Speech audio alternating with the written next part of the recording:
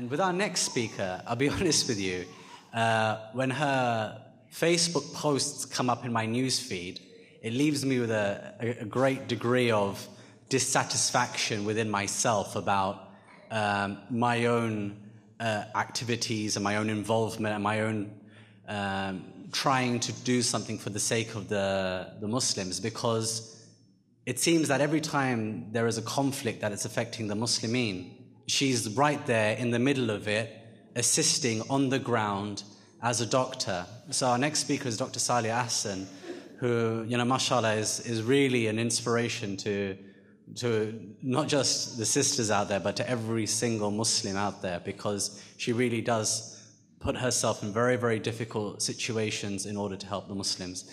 Dr. Saleyha, please come up.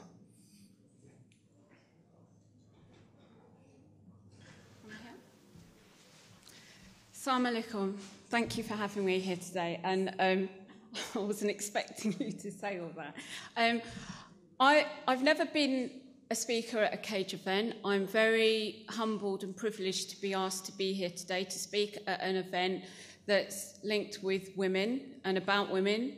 Over the last 14 years, where I've been going to conflict zones and working either as a journalist, which came before medicine, and then as a doctor, I've always been struck by the women that I've met along the way, and I've always felt that as a Muslim woman, sometimes we don't get to say how we see things ourselves, and they're often interpreted by other people, possibly other non-Muslims who are often speaking for us. And that's always driven me in what I want to do and why I go, because I feel I have a voice and my sisters have a voice and we need to be heard.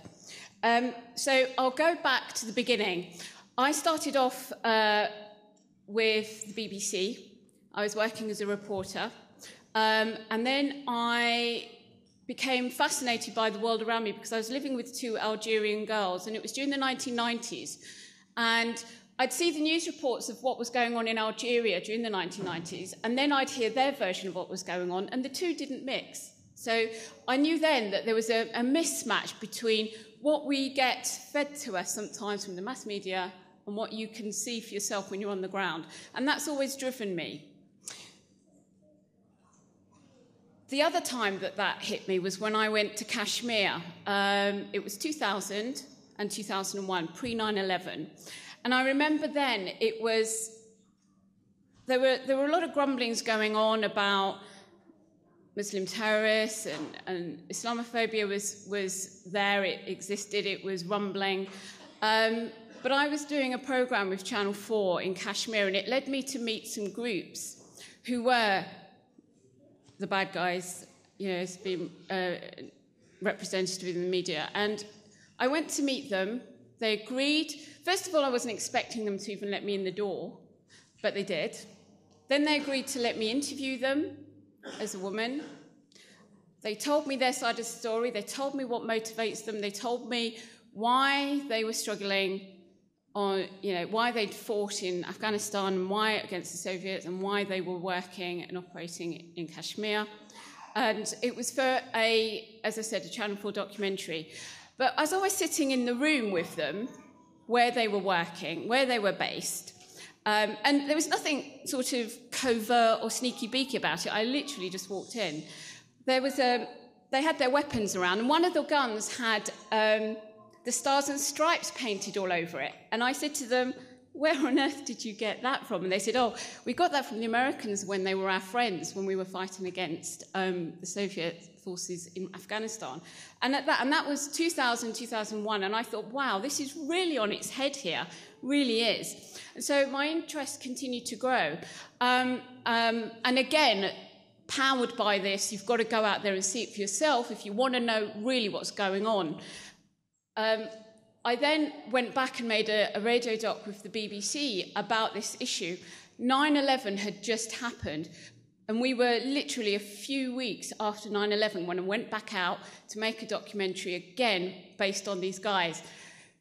Even in those early days, when the world was looking at groups like this and beginning to target them, they were still willing to speak to me, to let me know what their side of the story is.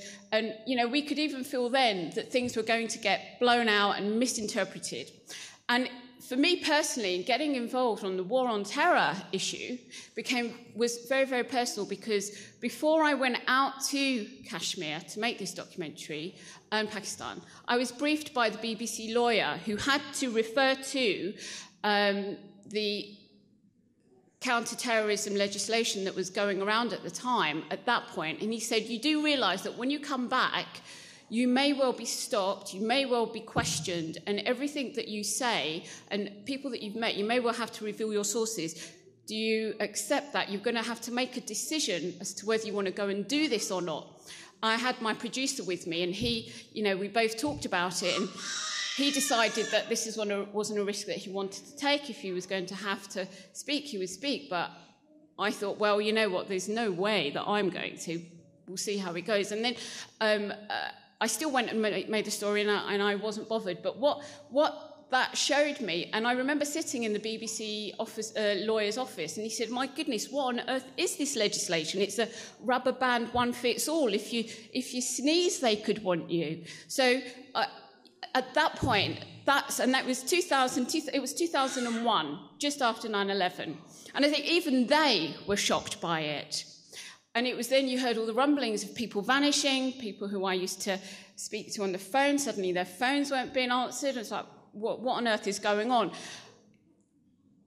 I then went to Palestine in 2002 and worked there during the Intifada for 6 months. I was a medical student at the time, and I had 6 months off, 5 months, it's extended into 6 months, from university, much to the sort of bewilderment of my lecturers, where I'd sort of disappeared for a while. But I was really hit yet again. But at this point, my focus was turning to not just the men who were involved, but the women as well. I met some immensely brave women. And this was 2002. And, it horrifies me to see what's going on in Palestine right now as well. And my thoughts go back to those women that I first met.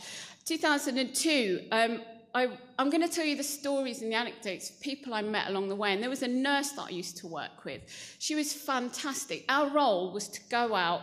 We believed at that time, because we were internationals, we would be able to distribute and deliver health care, medicines, and wouldn't be bothered by the IDF because we were protected by international law. Well, international human rights and humanitarian law. And that kind of disintegrated, and that's also driven my work in looking at how access to healthcare in conflict zones has been turned on its head. I'll speak about how Syria has done that with particular venom, the way that they've approached healthcare in conflict under the Assad regime.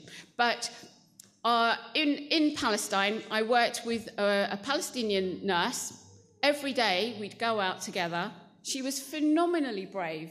She had her headscarf, her little blazer that showed that she was a healthcare worker, and she'd be out there every day dragging me along. I would be terrified, but she was so immensely brave. I still remember her to this day. Other women that I met, again, women who were keeping their families going when their husbands had been killed. I remember one journalist, a male journalist that I was working with, immensely brave. There we were one day, sort of creeping around a corner to take some pictures of some tanks. And he was out there, the Palestinian journalists, again, immensely brave men, because without their pictures, we'd never know. And so I had the honour of working with them for a while. And I'd be shaking in my shoes, and they'd be saying, calm down, sister, you'll be fine. You'll be with us. And so I followed them, and we worked together. And one of them introduced me to his family. He had a wife, she was heavily pregnant, and he had 6 children already. He was absolutely wonderful, and it was so tragic to learn when I returned that he'd been shot and killed by one of the tanks that he used to take me to sort of film so that we could get the word out of what was going on in Nablus in 2002 during the incursions and the Intifada. And I often wonder about that family, how they coped, and the woman, his wife, his widow.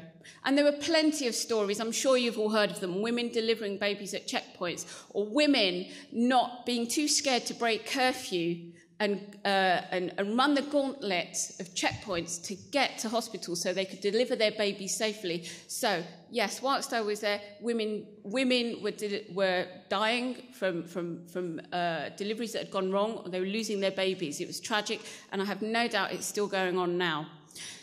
I went to Libya. And in Libya, I met a different force of women, amazing women.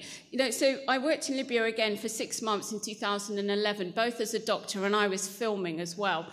And these women, feisty, professional, motivated, really supporting their revolution. Yes, there's a cultural aspect to this. Women don't go to the front line. I was considered more as an outsider. Yes, I'm a Muslim. But I was able to go with the medical groups to the front. But the other women, they did a vital role when they stayed behind in places like Tripoli. They kept the hospitals going so the male doctors could go to the front. And they had this amazing shift pattern going. And then during the time when in Libya, where Gaddafi's forces were still over Tripoli, these women themselves were taking huge risks. Can you imagine women having to leave their homes in Muslim North African or Arab countries, having to leave their home to go into hiding because Gaddafi's forces were after them and their names were on a hit list? That's what was happening. And these women were phenomenal. The obstetricians were delivering babies on their kitchen tables. People would know where the obstetrician who would be able to help with deliveries, where they lived. They were marked out in the towns, and the women and the men would be taking their women who were about to deliver to these houses. So we were having hospitals and clinics set up in these women's houses. Amazing work. And now I want to talk to you about Syria. Syria blows away everything that I have seen in the last 14 years. Bashar al-Assad should be absolutely, ashamed of himself, and that's really, really light. As a doctor, I feel that he should be publicly struck off. He's probably not practicing, but it horrifies me when people say that he's a doctor, he trained as a doctor. Anyone associated with him or friends with him or his network, equally so. I hold no quarter, because what I saw in Syria is by far the worst I've ever seen. I'm not sure if any of you saw a film that we made last year. I say this, there's plenty out there, but I draw your attention in this film because one of the worst things, we literally thought it would lead to some form of intervention would happen. When I witnessed this incident, it was when a bomb was dropped on a school.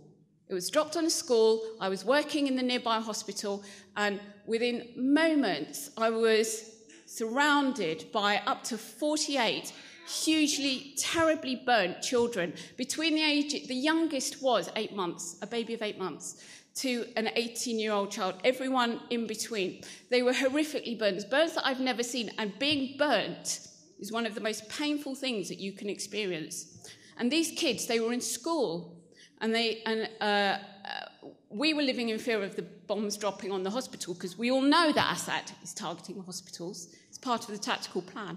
But one of his fighters had been circling a school, and they had dropped on the school. I went to visit the school area to see if there's any way that it could have been misinterpreted as a fighting area. No, it was a residential area. There were huge open fields next to it. It was a school. It couldn't be misunderstood to be anything other. And that day, when I was working on those kids with my colleagues, a lot of them with female Syrian doctors and a British Syrian colleague that I went out with. There was one girl.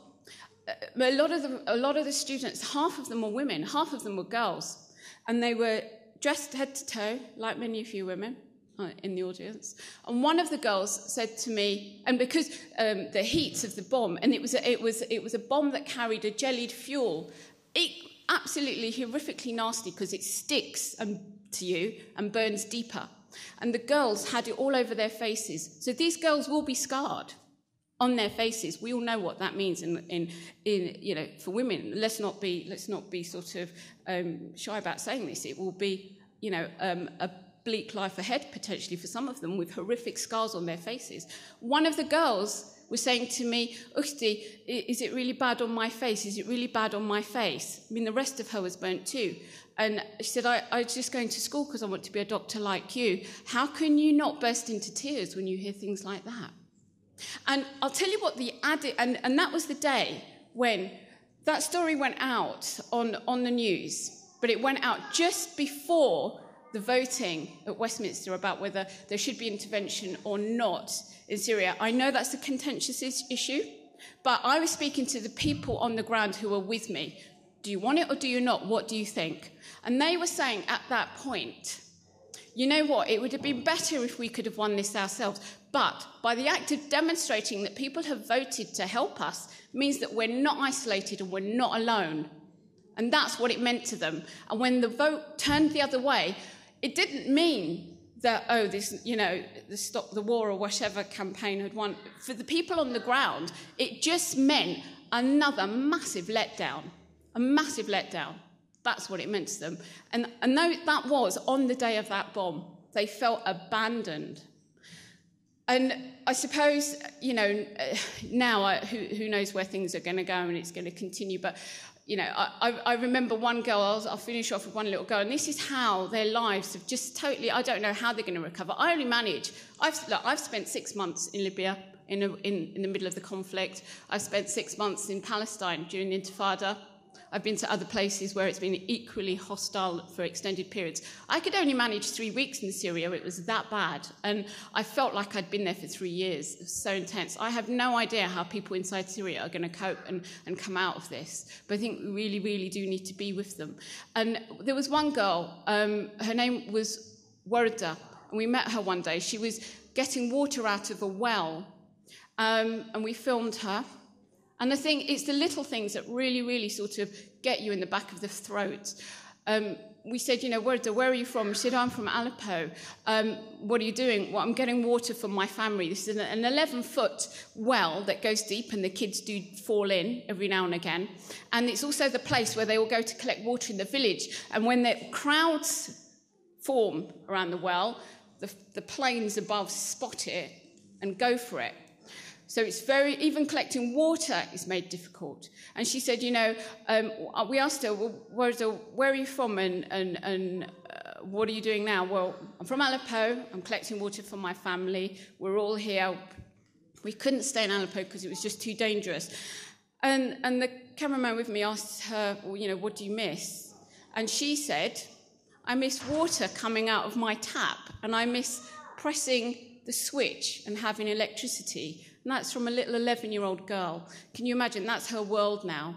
I don't know how things are going to go on for these people, but, you know, we need to be behind them. And I think, and you know, the thing that really, really was absolutely horrific, it shows how powerful and on top of all this, the Assad regime are. That school bomb, the worst thing I've ever seen. And as a doctor, if you see a child who's severely burnt, it's a hugely traumatizing experience for the doctor themselves, let alone the patient. And we had 40 of them all in one go.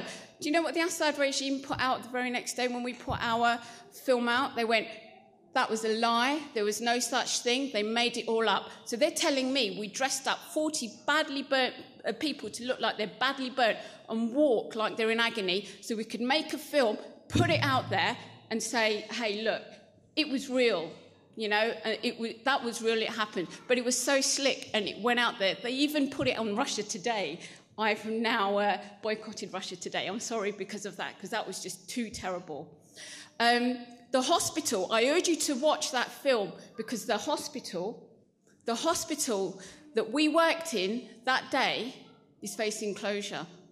And it really, really, really does need loud noises being made because we need places like that. That hospital was built from the hands and the hard work of volunteers. So if you haven't seen the film, please watch it. It's called Saving Syria's Children. And then when you look at the work that that hospital has done, go to the website, find out how, it'll be on the BBC, go to the website to find out how you can support that hospital. Because I know if that hospital is closing because the international community are not supporting it, they're not supporting them with intervention and they're not supporting them with adequate humanitarian help.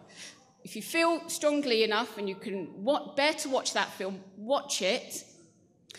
and then act on it, because we really, really need that hospital to continue. If that hadn't been there, a lot more of those kids would have died. Out of all those 40 kids that arrived, about 17 of them died, and the rest are still horrifically injured. Sorry, I've gone over. Sorry. Thank you.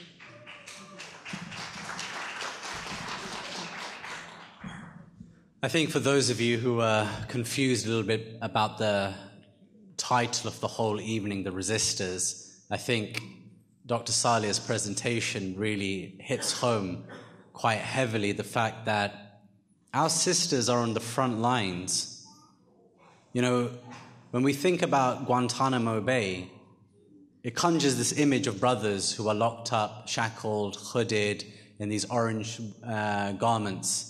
Or when we talk about control orders, we think instantly of brothers who have had their liberty taken away from them. But in every single aspect of this war on terror and the way that these policies play out, you have women. You have women on the front lines, like Dr. Saleyha, helping on the ground, where they can use their skills, the skills that Allah subhanahu wa ta'ala has given them. Yes, we have, our brothers doing all sorts of things as well. But really, it's amazing when you start calculating how heavily women are involved. Then we have to start taking account of ourselves. And it's interesting that the one person who could have probably put this much more eloquently than I ever can is Muazzam. Muazzam was a big fan of pushing the work that women were doing out there. Really, he was. In fact, in the early days when some of our brothers, not me, would have goes at Cage about the fact that, well, you have too many women on your platform, why have you got Yvonne Ridley up there all the time, so on and so forth. Our response was simple. Brother, when you get to Sister Yvonne's level, then we'll think about putting you up there. But you've got to get there first. You've got to do something that proves that you deserve to be there. And that was Muazzam's message.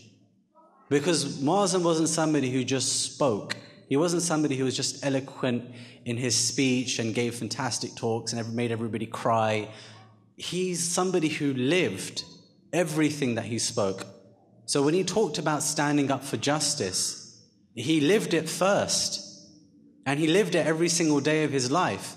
And so when he saw the sisters doing that, he was the first one to say, well, put these people up there on a platform and let people see what they're doing. Why are we hiding them away? Why are we pretending like our sisters are not on the front lines? And I hope that I myself, honestly, when I hear Sister Saleyha, I think to myself, what the hell have you been doing for the last decade? Really? Because I haven't been in conflict zones on the ground when bombs are being, thrown over my heads, trying to help people, trying to save their lives.